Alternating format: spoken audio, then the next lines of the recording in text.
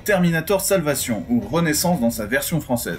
4e opus sorti en 2009 et réalisé par McG. Encore une fois, il y a de bonnes choses dans ce film, comme le fait que, cette fois-ci, l'action se déroule après le jugement dernier, dans le futur post-apocalyptique de 2018, où Christian Bale en John Connor. On y retrouve également Kyle Reese jeune, un caméo en CGI de Schwarzy qui a un petit peu vieilli, mais qui est cool quand même. Le T-800 qui nous rappelle à quel point cet ennemi est putain de badass, et des petits clins d'œil sympas. Mais surtout, le gros point fort de ce Terminator 4, c'est Marcus Wright, qui bien que joué par Sam Worthington, qui je trouve ne dégage pas grand chose, n'est autre que le prototype qui a permis la conception du T-800, à la seule différence qu'au lieu d'être un endosquelette de métal recouvert de tissu humain, c'est un humain dans lequel on a fourré un endosquelette de métal. Il est le chaînon manquant entre l'humain et le Terminator mythique du 1. Et putain, j'adore cette idée, car elle amenuise encore un peu plus la frontière entre humain et machine déjà réduite dans le 2e épisode. Par contre, il a quelques défauts, comme des clins d'œil un peu plus grossiers, ou un caméo de Transformers, qui a des unités d'interception à haute vélocité dans les tibias. Et puis quoi encore? Des terminabus scolaires? Ah non, ça c'est dans l'opus suivant, je vais peut-être un peu trop vite. Aussi vite que des moto-terminators que l'on peut détourner avec une clé USB, et piloter alors qu'elle se pilote toute seule. Non, sans déconner, c'est comme s'il montait sur les épaules d'un Terminator et le dirigeait en lui attrapant les oreilles. Il y a aussi le fait que la ville de Skynet soit interface humaine, alors que logiquement, Skynet contrôle tout. Ou encore, Marcus qui flotte, alors que, enfin techniquement, c'est un Terminator quoi. Mais bon, c'est un détail. Ce n'est rien comparé à la grosse erreur du film. Skynet, qui dès le début du film, recherche Kyle pour l'éliminer et ainsi tuer John Connor avant sa naissance. Ce qui est une bonne idée en soi, mais qui ne repose sur rien vu que Skynet, à ce moment de l'histoire, n'a aucun moyen de savoir non seulement que Kyle Reese est le père de John, mais en plus, elle n'a aucun moyen de savoir ce que représente John Connor. Sauf si elle a vu les 2 précédents films. Mais dans ce cas, pourquoi elle continue de se battre, vu qu'elle sait qu'elle va fatalement perdre? Mais admettons, le problème, c'est que ça pose un autre problème, puisqu'environ à la moitié du film, Skynet capture Kyle et l'identifie dans un de ses camps d'expérimentation. Du coup, elle le garde en vie pour pousser John à venir le sauver et ainsi lui tendre un piège pour le tuer. Ça n'a aucun putain de sens. Pourquoi elle ne tue pas Kyle? Et le pire, c'est qu'il y a tous les éléments dans ce scénario pour qu'il tienne la route. Vers la fin, lors de la révélation de Skynet à Marcus, ce dernier apprend qu'il était en réalité une unité d'infiltration et qu'il a, à l'insu de son plein gré, donné des infos à Skynet un peu plus tôt dans le film.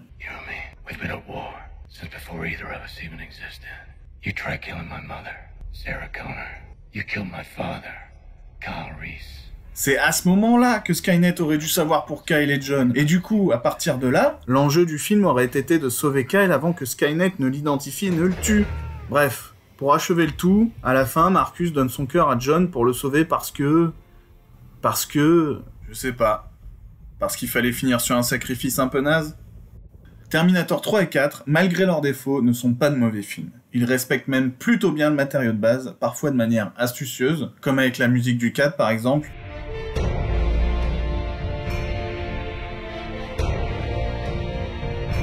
qui est une sorte de variante du thème principal.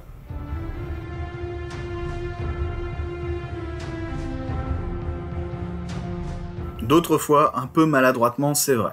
But we are not machines. And if we behave like them, then what is the point? We have destroyed ourselves. Mais ces 2 films souffrent principalement de la comparaison avec leurs aînés. Et comme on peut le constater, dans une saga qui implique des voyages dans le temps, plus on rajoute d'épisodes, plus ça devient n'importe quoi en termes de cohérence scénaristique. N'importe quoi.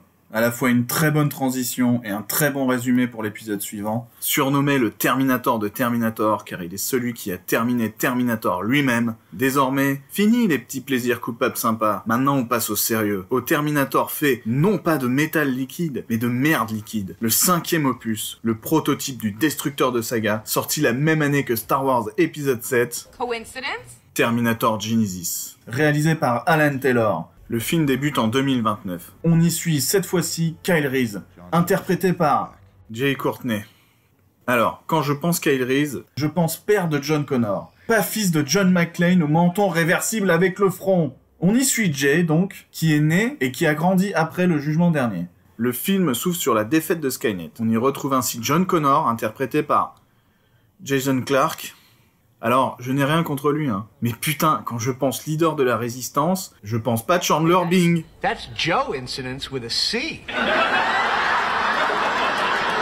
Bref, ils vainquent Skynet, qui envoie un Terminator en 1984 tuer Sarah Connor. Ils envoient donc Jay la protéger. Mais là, alors qu'ils s'envolent vers le passé, Jay voit John se faire attraper la bouche par un mystérieux inconnu. Durant son voyage, de nouveaux souvenirs se créent dans la tête de Jay. Notamment des souvenirs de son enfance désormais pré-jugement dernier. Et surtout une phrase. Remember, Genesis is Skynet. Et là, c'est parti. Le Terminator envoyé pour tuer Sarah Connor arrive en 1984 et tombe sur un vieux Terminator qui coopère avec Sarah Connor. Ils se battent l'un contre l'autre, tandis qu'elle grimpe des escaliers pendant 1 heure. Et là, vous vous rappelez de l'ennemi intuable du premier opus? Et bah, paf! One shot. Pendant ce temps, Jay fuit le T-1000 qui privilégie les clins d'œil à l'accomplissement de sa mission. Et alors que ce dernier va accomplir son objectif, Sarah arrive et sauve Kyle en sortant sa réplique. Et là, le T-1000 les trace avec une giclette. Alors, comment Sarah et Pops, oui, le vieux Terminator, s'appelle Pops parce qu'elle le considère comme son papa, comment Sarah et Pops savaient que le Terminator allait arriver là? Bah ils ont certainement vu, comme le T-1000, qui savait où Kyle Reese allait arriver, le film Terminator. Donc, après que Jay ait prouvé qu'il était un guerrier suffisamment viril pour Sarah, ils arrivent dans leur QG dans lequel le T-1000 les a suivis grâce à sa giclette. Ce dernier réactive le Terminator avec un fond de giclette dans l'œil qui lui répare les circuits internes, sauf que le Terminator ne s'était pas pris une balle dans la tête, mais bon. Et là, on réhumilie le Terminator du 1 histoire de bien enfoncer le clou, et on tue le T-1000 avec des produits chimiques parce qu'il est trop con pour courir. Non, c'est pas comme dans le 2. Dans le 2, il est ralenti par le froid. Et voilà, on a tué les antagonistes invincibles et impitoyables des 2 premiers épisodes en 20 minutes. On leur a littéralement pissé dessus. Bref, Sarah et Pops ont fabriqué une machine à voyager dans le temps avec des morceaux de tôle trouvés dans leur vieux hangar pourri, grâce à Pops qui sait comment on fait. Ah oui, parce que Pops, c'est un peu celui qui permet de débloquer le scénario. Donc en fait, il sait tout. Même pourquoi les souvenirs de Jay se sont modifiés. The boy is the alternate timeline version of you. Il voyage dans le futur pour empêcher la naissance de Skynet. En 2017, parce que Jay se souvient avec ses nouveaux souvenirs.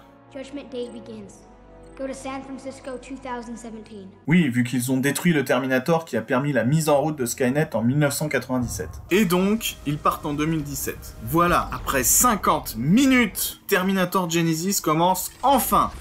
Ils arrivent à poil sur l'autoroute, et là on les emmène à l'hôpital. Ils parviennent à se libérer et, surprise, John Connor est là pour les aider. Jay oublie de lui demander pourquoi un inconnu lui a attrapé la bouche, et ils le suivent. Et là, oh surprise, en fait, il a été transformé en T-3000. Mais qu'est-ce qu'un T-3000? Eh bien, il suffit de demander à Pops. At the end of the war, Skynet was trying to develop a new type of infiltration unit. Il leur explique après une scène débile où Sarah menace Pops qui tue presque Jay, en colère parce que John vient de se faire tuer par Pops, qui sait que Jay doit rester en vie pour permettre la naissance future de John, qu'il vient de tuer, mais non, car c'est un T-3000. Vous voyez? Impossible de faire une phrase compréhensible à partir de ce scénario. Mais là, John nous apprend que, en 2029, Skynet, le mystérieux attrapeur de bouche, l'a transformé afin d'en faire son allié plutôt que son ennemi, car il perd toujours contre lui. Et qu'il l'a ensuite envoyé en 2014 pour permettre sa propre naissance.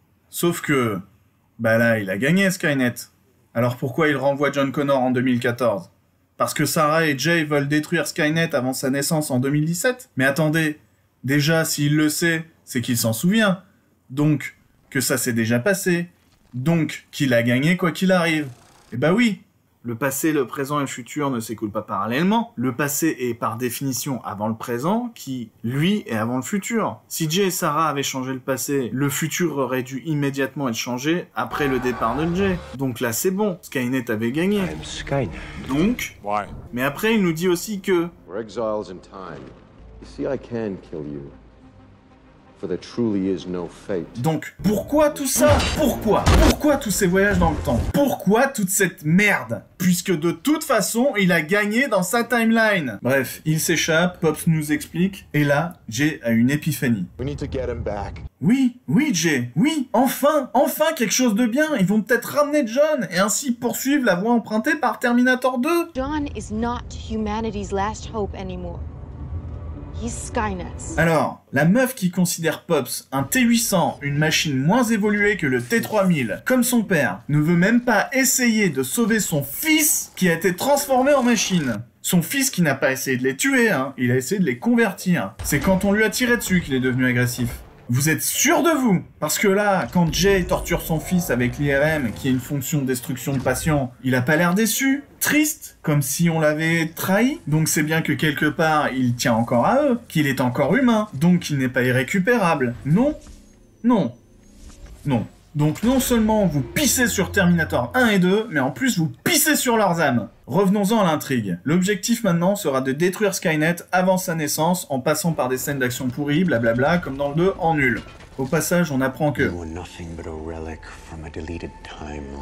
Ce qui expliquerait l'origine de Pop, c'est du T-1000 qui viendrait aussi de timeline morte, mais bon, comme on l'a vu, elles ne disparaissent pas, ça en crée juste de nouvelles. Ils vainquent Skynet, Pops ne meurt pas, mais ils vont quand même prévenir Kyle jeune en lui faisant répéter cette phrase. Genesis is Skynet. Voilà, la boucle est bouclée et... Oh, attends, quoi ? Donc après nous avoir dit qu'il n'y avait pas de destin, qu'en fait c'était John Connor le problème, qu'il y a plein de timelines différentes, après tout ça, tu nous fais le coup de... En fait, il y aura quand même un jugement dernier, et tout ça se déroule sur la même timeline, dans laquelle le Jay du futur reviendra dans le passé pour se prévenir lui-même. Donc en fait maintenant, c'est Jay le sauveur de l'humanité. Tout ça pour ça. Et dans la suite, qui n'est heureusement jamais arrivée, on aurait appris qu'en fait c'est lui-même qui avait envoyé Pops dans le passé, c'est ça. Donc il ne faut pas de sauveur, mais il en faut quand même un. En fait, tu nous dis tout et son contraire. Tu te foutrais pas un peu de notre gueule, film de merde? Oui, mais dans le voyage dans le temps, il y a des paradoxes. Non. Le voyage dans le temps ne doit pas être un outil pour justifier les incohérences scénaristiques et la paresse d'écriture. Ce film est un purgatoire scénaristique. J'ai beau chercher une logique, c'est impossible. Dès que t'en trouves une autre se ramène pour la contredire. Ce n'est ni divertissant, ni intelligent, ni rien en fait. Non seulement il nie l'existence du 3 et du 4, mais pire, il détruit littéralement Terminator 1 et 2. Je ne comprends toujours pas ce qui a pris à James Cameron de dire ça lors de la promotion du film.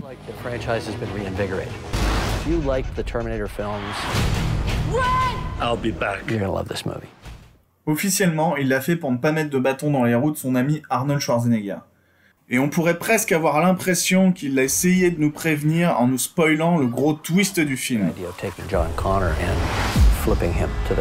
Mais putain, à cause de ça, j'ai payé 15 € pour aller voir. Je sais même pas comment le décrire. Pour moi, Alan Taylor n'avait plus de PQ et il s'est torché avec sa pellicule. Bref, sur cette savoureuse analogie, passons au dernier épisode en date, non plus de la saga, mais de la franchise. Dans la troisième partie de cette vidéo qui arrive bientôt.